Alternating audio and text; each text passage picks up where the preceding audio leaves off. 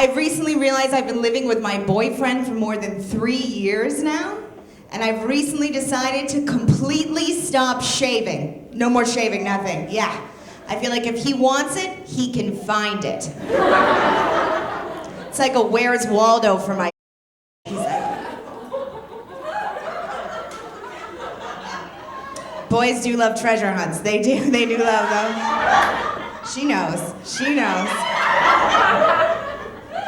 At least now we can role play, right? He can be Han Solo, and I can be Chewbacca. It'll be hot. You guys, we're on Facebook together. Find me later. When we first started dating, like, I really cared, you know what I mean? I really tried. Like, when we first started dating, I went to a spa and I got a Brazilian. Yes.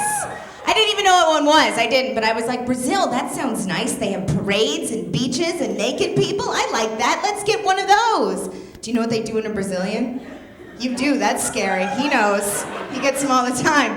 They pour hot wax, people, in your bum hole. Yes, they do. And then once it's there, you can't walk it off. No.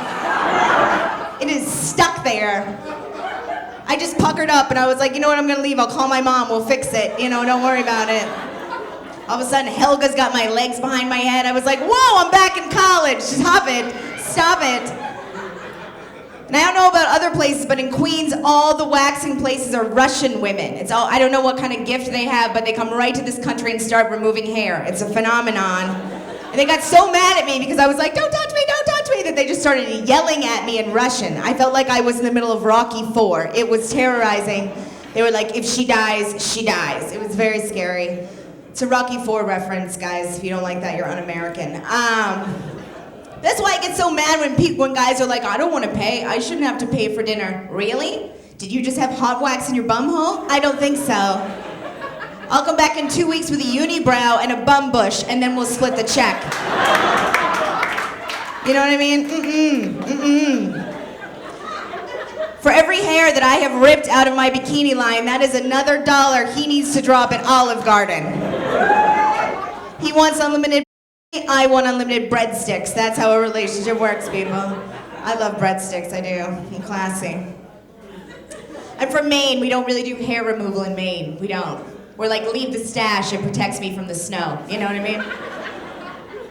Every time I say Maine, people are like, oh, did you grow up eating lobster? You like lobster? And that's southern Maine. I'm from North rural Maine. It's just much less teeth. It's, like if you grew up where I was, you'd turn your GPS on, your GPS would be like, are you kidding me right now? I can't find us. I have no idea where we are.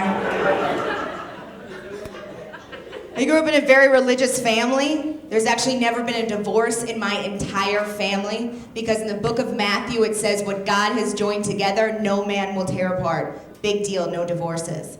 Lot of murders in my family. We do have those, yes. I love the people in Maine, but I never felt like I fit in. You know what I mean? I grew up in a town of under 1,000 people, and I was always the loudest kid. You know what I mean? I had the biggest hair, definitely had the biggest booty. You know what I mean? Growing up in Maine, everybody thought I was weird. And now I live in Queens, and everybody just thinks I'm Puerto Rican. So I'm very happy. Found my home. I had a great year. I did get to perform for the troops in Iraq, which was a great experience for me. Oh, thanks, guys. Thank you. I'll take that. Thank you. It was great. I was so honored to get to go, and then all of a sudden it was like a dream come true. I'm on a carrier plane with 80 guys in uniforms. Hot, right, ladies? So hot. Yes. You could put me with 80 guys in UPS outfits, and I would probably pee myself. You know what I mean? It was so exciting. And we're flying from Kuwait into Iraq, and then this man comes out that I like to call the Dream Wrecker, and he was like, hey, we need to deboard this plane because it's overweight. We don't want to crash and die. Solid, right? So then he comes up and he's like, oh, our scale broke. So I just need everybody to shout out how much they weigh and I'll add it up. And again, please be specific because we don't want to crash and die. And I was like, I'll take the crashing and dying option. That's what I want to do in that scenario. Right? I'm with 80 guys whose body percent fat is 1. I am not shouting out my weight. You know what I mean? Like, let the Al-Qaeda take me. I'm not doing this. So he's like going around the room, and one guy next to me, a dude, actually yelled out, I weigh 137. I was like, I weigh 137. In the 6th grade, I swear I did, get my doctors. I didn't eat dairy all year. I weighed 137. Oh my God, I did. And I was like hiding in the corner, and the guy was so sick of me. He was like, just tell us how much you weigh. And I felt like I had to explain it, you know what I mean? I was like, well, I have earrings on.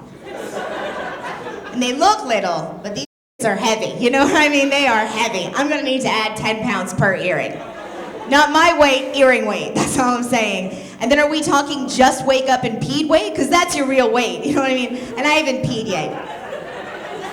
And it's the desert out here, so I've been drinking a lot of water. So that's like 30 pounds of extra water I'm carrying. Again, not my weight, water weight.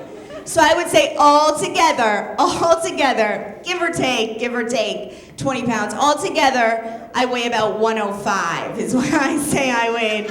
Yeah, the guy was like, yeah, maybe in the 7th grade.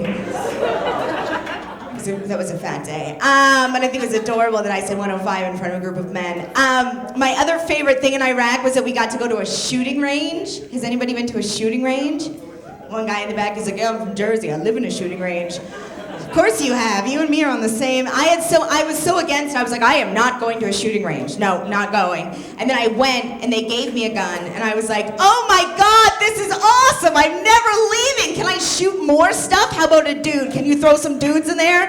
Maybe somebody that messed up. Can I shoot at some people? This is awesome. Do you have a bigger gun? Can I shoot some bigger guns with more bullets? And then I realized, this is how they make you a Republican. Like, this is how it happens. Like, do you want the gun? Just take the gun and say Sarah Palin's not that bad. Say she's not that bad, and you can have the bigger gun. Just take it, just take it. And then the guy gave me the gun, and he was like, wow, that gun makes you look so skinny. And I was like, I am voting Republican. That's what it is. I am voting Republican. I recently had it very exciting. My best friend just had a baby. Yes, on purpose this time. It was so exciting. I was so excited, and I went to visit, and I've actually never seen like a brand new newborn, beautiful little boy, and it was incredible to watch, like nursing and then pooping, and then nursing and then pooping, and then nursing and then pooping, and then nursing and then pooping over and over and over. Have you guys seen this? I felt like I was experiencing the miracle of life, really. Because my boyfriend is 35 years older than that kid, and he is on the exact same schedule. You guys, thank you very much. I'm Leah Bonnema.